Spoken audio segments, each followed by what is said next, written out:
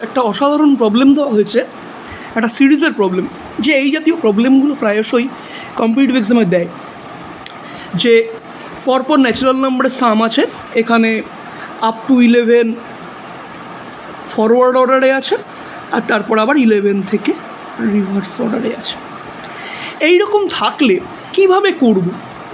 দেখো, এনখানা ন্যাচারাল নাম্বারের সাম, যেমন মনে করো আমার এরকম আছে 1 + 2 + 3 প্লাস ডট ডট করে প্লাস n অবধি আছে।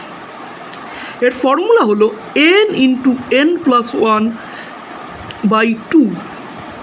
এখানে দেখো কমন নাম্বার কে আছে? কমন নাম্বার আছে আমাদের 11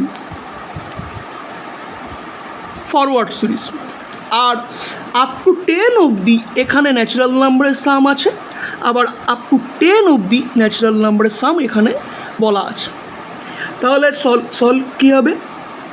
যে দুবার আছে 2 × n × n + 1/2, 2 রিমুভ হয়ে যাচ্ছে, আর 11টা আমার একবার কাউন্ট হবে, তাহলে 11 অ্যাড হলো। তাহলে 10 × 10 + 1 + 11, দ্যাট ইজ 110 + 11, দ্যাট ইজ 121, 121। আর এর শর্টকাট ট্রিক কি? যদি শর্ট ট্রিক বলি, কমন নাম্বারের স্কোয়ার।